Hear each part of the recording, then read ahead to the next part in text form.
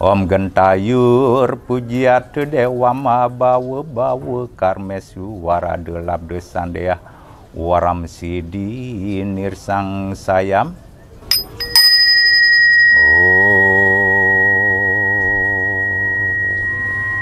Kehidupan manusia tentulah tidak dapat dipisahkan dari alam semesta. Tanpa manusia, alam semesta hanya menjadi ruang hampa penuh kesunyian. Indonesia terletak di lintasan garis khatulistiwa yang membentang dari Sumatera, Kalimantan hingga Papua. Keindahan alam Indonesia yang terdiri dari pesisir pantai, gugusan pulau-pulau, barisan pegunungan, dan hijaunya hutan belantara menjadikan Indonesia disebut sebagai Zamrud Khatulistiwa. Indonesia memiliki lebih dari 90 juta hektar hutan tropis yang merupakan kawasan hutan ketiga terbesar di dunia setelah Brazil dan Republik Demokratik Kongo. Hutan Indonesia berisi aset ekologi, ekonomi, budaya, dan spiritual yang menjadikan hutan Indonesia menjadi aset nasional yang sangat berharga bagi manusia dan alam. Om Swastiastu, Om Genamastu, Namo Sidem. Para pemirsa yang budiman dimanapun berada, perkenalkan nama saya KRHT Astono Chandradana. Saya salah satu pengurus PHDI Parisada Hindu Dharma Indonesia Pusat. Saya Ketua Bidang Keagamaan dan Spiritualitas.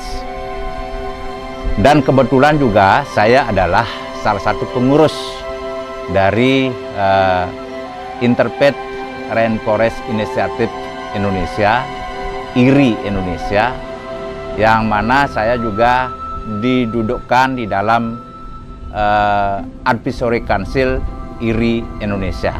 Pada tahun 1960, hutan menutupi hampir seluruh Indonesia, luas terbentang Nusantara menghijaukan bumi. Namun, pada periode 1990, terjadi pengalihan fungsi besar-besaran untuk perkebunan. Pada periode inilah, tingkat penggundulan hutan Indonesia berada di peringkat kedua dunia. Pada tahun 2017, Indonesia telah kehilangan 15% tutupan hutannya, di mana sebagian besar kerusakan terjadi di hutan. Antara tahun 2000 dan 2012, sebanyak 43% hutan gambut Indonesia musnah. Tutupan hutan terus menurun dan sekarang hanya tersisa kurang dari setengahnya. Saya harus sampaikan bahwa memang terus terang kondisi hutan tropis kita di Indonesia sampai saat ini memang sedikit dalam tanda kutip agak memprihatinkan sebenarnya kalau kita melihat. Nah, hutan tropis ini sebenarnya kami di Hindu ini sangat-sangat mengharapkan agar kita semua menjaga hutan itu. Memang fungsi hutan itu ada 3. Kalau di Hindu itu ada fungsi hutan ada 3. Pertama, hutan itu sebagai tempat berkembang biaknya seluruh makhluk-makhluk hewani dan nabati yang ada. Jadi di sana kalau hutan kita lestari, di sana akan berkembang tumbuh-tumbuhan banyak, binatang-binatang mulai yang melata sampai yang binatang buas juga akan ada. Nah, itu yang disebut dengan mahawana. Kemudian ada fungsi yang kedua namanya tapawana. Jadi hutan itu tempat untuk kita mencari kedamaian, mencari kesejukan, mencari ketenangan jiwa, hutan itu. Kemudian yang ketiga ada namanya Sriwana. Sriwana itu adalah hutan itu tempat yang bisa memberikan kemakmuran untuk setiap manusia. Kalau kita mampu mengelola dengan baik, kita mengeksploitasi dengan batas-batas yang tertentu, itu hutan akan mendatangkan manfaat dan kemakmuran untuk setiap manusia. Namun, satu hal, kalau sampai sekiranya kita tidak mampu mengelola dengan baik, maka hutan itu akan bisa menjadi bencana. Jadi ada istilah, kalau hutan dikelola dengan baik, hutan itu akan menjadi Tuhan. Kenapa kita sebut sebagai Tuhan? Karena hutan inilah yang memberi kita kehidupan. Kita bisa bernapas karena dapat oksigen dari produksi hutan. Kita makan nasi, kita makan daging-dagingan, itu juga karena ada produksi dari hutan. Sehingga kita yang bisa memberikan kita hidup, kalau kita selama ini bahwa Gusti Allah atau Tuhan ini memberikan kita hidup. Artinya sekarang kalau kita bisa menjaga hutan, hutan ini ibarat Tuhan bagi kita yang bisa memberikan kehidupan. Namun kalau sampai misalnya suatu saat kita kebablasan di dalam mengeksploitasi hutan, maka hutan itu akan menjadi hantu. Akan sangat menakutkan karena bisa mendatangkan banjir, bisa mendatangkan tanah longsor, bisa mengeringkan apa-apa kalau emang itu sampai gundul. Jadi kita kekeringan, jadi sumber-sumber airnya tidak ada. Nah inilah kenapa Hindu sangat-sangat berupaya dan mengharapkan partisipasi aktif semua pihak untuk menjaga hutan tropis Indonesia ini khususnya agar tetap lestari dan bisa kita jaga bersama-sama. Penebangan dan kebakaran hutan juga memainkan peran penting dalam kerusakan dan kemusnahan hutan Indonesia. Kebakaran skala besar yang terus-menerus terjadi menyebabkan dampak kesehatan dan ekonomi di tingkat regional yang sangat parah dan berkontribusi pada perubahan iklim. Kebakaran pada tahun 2015 sangatlah parah. Sekitar 2,6 juta hektar lahan terbakar antara bulan Juni dan Oktober tahun itu, menyelimuti Indonesia dan negara-negara tetangga dengan asap beracun selama berminggu-minggu dan menyebabkan gangguan pernafasan hingga kematian. Sejatinya kalau kita bicara hutan tropis, kalau di Indonesia itu udah otomatis hutan tropis karena kita berada di daerah tropika. Jadi kita otomatis nah sekarang hutan apapun yang ada di Indonesia itu pasti hutan tropis. Nah, hutan tropis ini wajib kita jaga. Caranya salah satunya misalnya, kalau memang kita seorang pengusaha, ya mari kita batasi diri dalam artian, kalau memang kita ada program untuk katakanlah mengeksploitasi hutan itu sendiri, kan juga ada proses reboisasi atau penanaman kembali hutan itu. Jadi harus simultan, jangan hanya kita mampu mengambil manfaatnya saja tanpa kita kembali bagaimana kita bisa memeliharanya. Itu kalau memang kita seorang pengusaha. Bagi para saudara-saudara saya seorang pengusaha yang bergerak di hutan atau perkayuan, ya mohon itu tetap diperhatikan. Namun bagi kita semua itu, jadi setiap insan sebenarnya wajib hukumnya. Salah satu cara kita untuk bisa memelihara lingkungan agar tetap, karena hutan tropis dan hutan umumnya adalah diibaratkan sebagai paru-paru dunia yang memberikan kita oksigen, napas. Nah, salah satu hal kecil yang bisa kita lakukan sebagai individu masing-masing, mohon kira-kira semua teman-teman yang menyaksikan ini berkenan kiranya menanam pohon di rumah masing-masing. Kalau tidak bisa menanam langsung di tanah, tanamlah di pot-pot di rumah sendiri. Kenapa?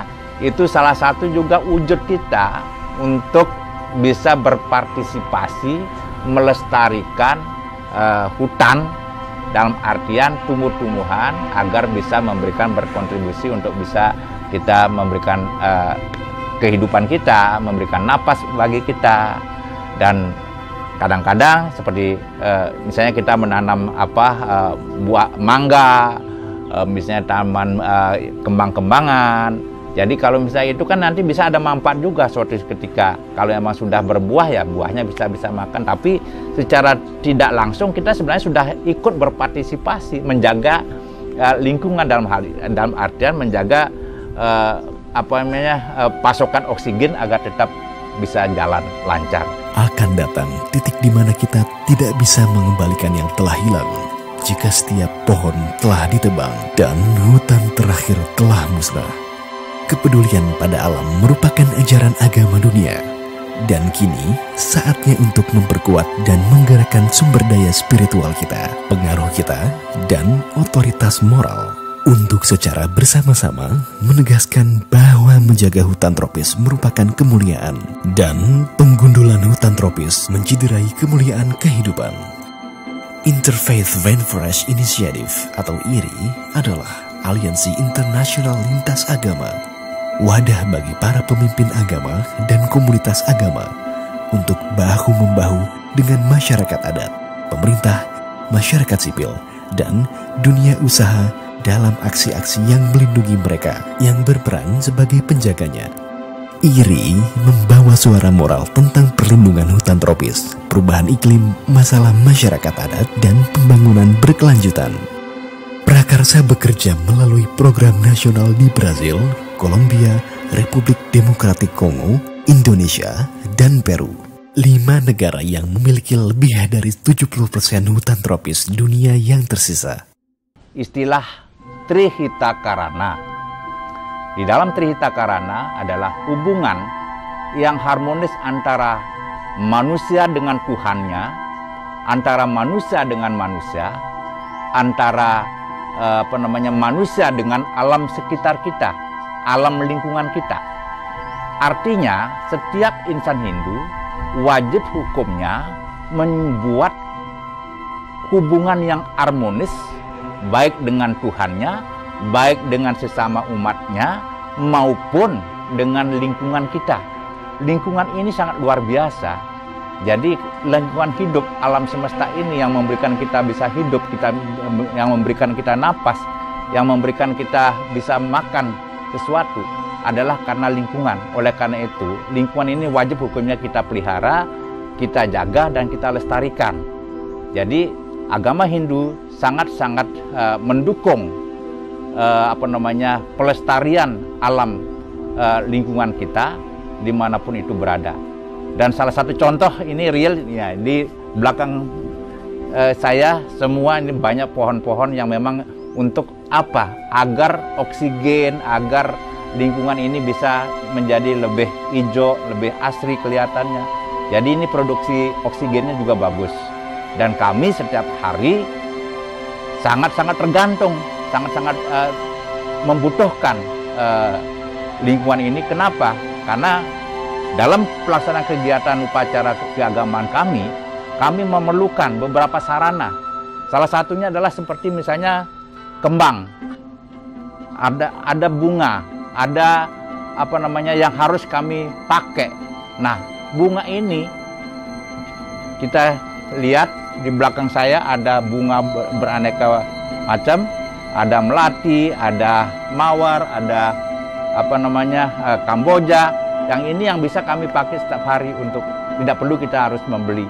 Jadi sekaligus kita merawat lingkungan, sekaligus kita juga mendapatkan manfaat untuk kegiatan peribadatan kami.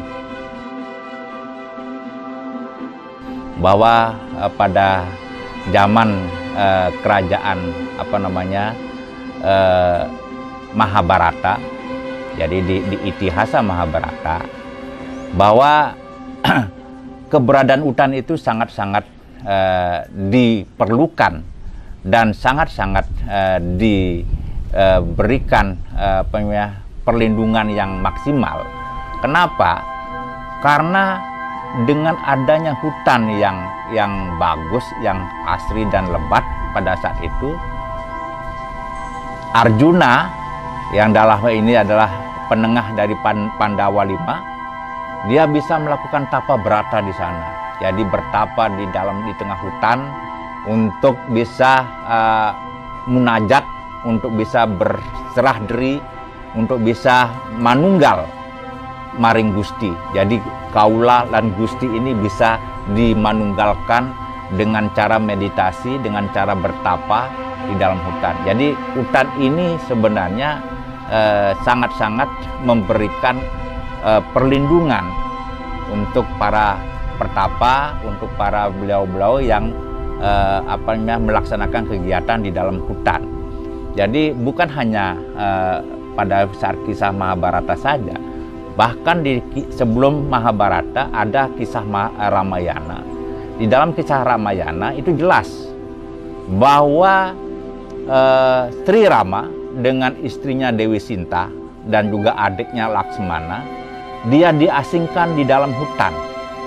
Jadi karena dia diasingkan di dalam hutan untuk menapaki hukuman dalam tanda kutip, nah sehingga dia wajib hukumnya untuk menjaga hutan itu agar tetap lestari, agar tidak ada penjamah-penjamah atau yang lain-lain yang merusak hutan itu, apalagi sampai hutan itu terbakar. Nah, beliau inilah yang artinya penjaga-penjaga hutan dari awal. Ada kisah-kisah heroiknya. Bagi banyak orang, nilai dan etika ini sebagian besar akan diilhami oleh iman mereka. Terlepas dari keragaman agama dan kepercayaan yang besar, hampir seluruhnya memiliki etika yang sama, berdasarkan keharmonisan dengan alam dan kewajiban melestarikannya untuk generasi mendatang. IRI membawa suara moral tentang perlindungan hutan tropis, perubahan iklim, masalah masyarakat adat, dan pembangunan berkelanjutan. Dalam hal ini, di Indonesia, kita mengenal ada berbagai keyakinan dan agama. Nah, kami kemarin sudah memulai, tahun 2020 kita sudah melakukan kolaborasi, bekerja sama dengan, kalau ada dari saya, dari Hindunya, kemudian ada dari Majelis Ulama Indonesia, ada dari PGI, teman-teman Kristiani, ada dari KWI, teman-teman Katolik, ada dari Matakin, teman-teman Konghucu, ada dari Permabudi, teman-teman Buddhis, yang kita berkolaborasi. Nah, di Muslim pun kita tambahkan lagi, ada teman-teman dari Nahdlatul Ulama dan juga dari Muhammadiyah. Kita ajak bersama-sama, guyub, jadi 8 lembaga keagamaan ini kita guyub untuk bersama-sama menanggulangi, melakukan beberapa langkah-langkah kegiatan dalam hal untuk bagaimana kita bisa menjaga hutan agar tetap lestari. Jadi ke depan memang kita sebagai dalam hal pelestarian alam dan lingkungan termasuk hutan ini memang wajib hukumnya menyertakan juga saudara-saudara kita yang bergerak yang memang mempunyai lingkungan adat setempat. Katakanlah di daerah Kerinci atau di daerah di Bali misalnya, itu ada masyarakat adat yang mengelola hutan. Nah, jadi kita dengan Rainforest Interfaith ini, jadi lintas agama ini, bersama-sama dengan masyarakat adat, kita harus saling bahu-membahu, berkolaborasi, membangun semacam kesepakatan dan kebutuhan real yang kita harus lakukan. Kira-kira apa langkah-langkah yang inilah yang sebenarnya wajib kita jalankan ke depannya. Jadi saya sangat berharap teman-teman dari lintas agama, khususnya dari berbagai agama yang tadi saya sebutkan, untuk kita tetap guyup ke depan. Jadi kita sudah bersatu mulai 2020 kemarin di dalam IRI Indonesia. Mari kita terus dukung IRI ini agar makin berjaya, agar makin terasa kiprahnya untuk Nusantara, untuk Indonesia. Jangan hanya terpaku yang kemarin ini, kemudian kita stuck lagi. Lebih bagus, mari kita bikin program kerja yang bagus di tahun 2023, 2024, dan seterusnya. Karena terus terang hutan kita perlu tenaga-tenaga volunteer dari kita-kita ini sebagai pemuka-pemuka agama yang bisa memberikan penyuluhan, yang bisa memberikan advice kepada masyarakat kita. Karena dari katakanlah teman-teman yang di daerah Riau gitu misalnya, mungkin kita akan turunkan teman-teman yang dari berbasis MUI, NU atau Muhammadiyah, nanti bisa masuk ke sana karena kebetulan komunitas pendukung lingkungan hutan itu kebanyakan dari teman-teman Muslim misalnya. Nah, kalau misalnya ada kegiatan di Papua, itu banyak yang lingkungan sana yang beranggotakan mungkin masyarakatnya adalah teman-teman dari Kristiani, ya kita akan support teman-teman Kristiani untuk bisa melakukan pendekatan, memberikan penyuluhan kepada agar tidak melakukan kegiatan-kegiatan misalnya illegal logging atau apapun bentuknya. Begitu juga misalnya di tempat saya, ada di Kalimantan, ada teman-teman masyarakat kami, masyarakat Hindu, Dayak Kaharingan misalnya, ada saya yang ini untuk bisa memberikan pencerahan kepada mereka. Jadi seperti itu, kolaborasi ini yang kita perlukan. Jadi saling melengkapi, saling mendukung, kita pasti mampu untuk melakukan pelestarian dan pelindungan hutan tropis khususnya yang ada di Indonesia. IRI berdiri dengan tujuan mendidik dan meningkatkan kesadaran tentang krisis penggundulan hutan dan membekali para pimpinan agama dengan pengetahuan, perangkat pendidikan, dan pelatihan yang diperlukan untuk menjadi pendukung efektif bagi perlindungan hutan tropis. Menggerakkan aksi berbasis agama dengan menghubungkan para pemimpin agama dengan mitra dari berbagai sektor untuk meningkatkan dampak secara kolektif dan mempengaruhi kebijakan dan mengadvokasi pemerintah dan perusahaan untuk mengadopsi, memenuhi, dan memperluas komitmen mereka untuk melindungi hutan tropis dan hak-hak masyarakat adat yang berperan sebagai penjaganya. Baik, terima kasih.